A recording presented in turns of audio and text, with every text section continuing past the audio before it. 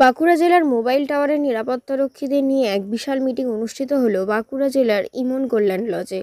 সভায় ইউনিয়নের রাজ্য সম্পাদক শ্রী সুব্রত দাস বলেন, বাঁকুড়া জেলার মোবাইল টাওয়ারের নিরাপত্তারক্ষীদের কন্ট্রাক্টর ওরাকেল কোম্পানির ম্যানেজমেন্ট বাঁকুড়া জেলার ভোডাফোন ও অন্যান্য টাওয়ারে ঘুরে ঘুরে নিরাপত্তারক্ষীদের জোর করে ভিআরএস করানোর জন্য চাপ সৃষ্টি করছে এবং তাদের ছাঁটাই করার হুমকিও দিয়ে চলেছে।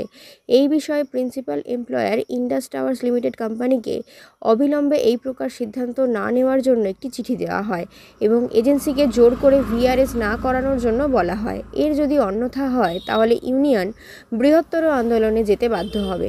সভায় তিনি বাঁকুড়ার মোবাইল টাওয়ারের নিরাপত্তারক্ষীদের আন্দোলনের জন্য প্রস্তুত থাকতে বলেন।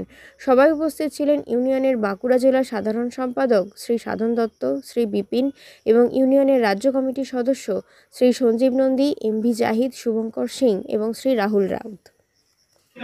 তাকে গ্র্যাচুইটি দিতে হবে। গ্র্যাচুইটি হচ্ছে আপনি যদি 10,000 টাকা মাইনা পান তাহলে বছরে 15 দিন হলো আপনার গ্র্যাচুইটির টাকা। তাহলে 10,000 টাকা যদি মাইনা পান তাহলে 5,000 টাকা আপনার গ্র্যাচুইটি হলো। তাহলে 5,000 ইন্টু 5 বছর, 5 5-এ 25,000 টাকা আপনার গ্র্যাচুইটি হলো।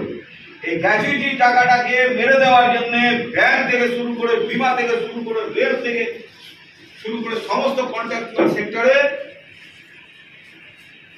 কন্ট্রাক্টরের মেয়াদ হয় 3 বছর, 3.5 বছর, 4 বছর, 2 বছর অন্তর অন্তর কন্ট্রাক্টরকে চেঞ্জ করে দিচ্ছে, যাতে এতগুলো শ্রমিককে গ্র্যাচুইটি টাকা দিতে না। কেউ বোঝা গেল? 4টে কোডের মধ্যে আর একটা যেটা সব থেকে ভয়ানক, সেটা হায়ার অ্যান্ড ফায়ার। অর্থাৎ শ্রমিককে 1 মাসের জন্য নাও, দরকার আছে তুমি হায়ার করো, 1 মাস পরে যখন তোমার আর শ্রমিকের দরকার হবে না তখন তাকে ফায়ার করে দাও, মানে দাঁড়িয়ে দাও। তার জন্য কোনো আইন কানুন, লেবার কোড কোনো জায়গায় যেতে পারবে না। রাষ্ট্রপতি সাইন হয়ে গেছে 4টে লেবার কোড লাগু করবার জন্য। এই সেন্টার ট্রেড ইউনিয়নগুলো সারা ভারতবর্ষে আন্দোলন করে গত বছর 2 দিনে স্ট্রাইক ডাকা হয়েছিল। এই সমস্ত করে এখনো পর্যন্ত সেই 4টে কোডকে ভারতবর্ষে চালু করতে দেওয়া হচ্ছে না।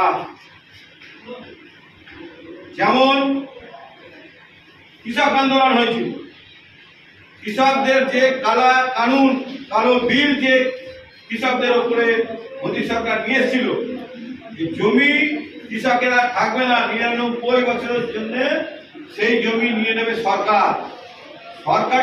সরকার কাকে দায়িত্ব দিচ্ছে? আদানি আম্বানিকে। আদানি আম্বানি আপনার জমি আপনি দেন আর না দেন, আইন করে রাষ্ট্রপতি সাইন হয়ে গিয়ে, যেহেতু বিজেপির এমপি পার্লামেন্টে বেশি, সেহেতু একতরফা তারা এই বিলটাকে পাস করিয়ে দিয়েছিল যে আপনার জমি আর থাকবে না, 99 বছরের জন্য বেসরকারি সংস্থা সেই জমি লিজ দেবে।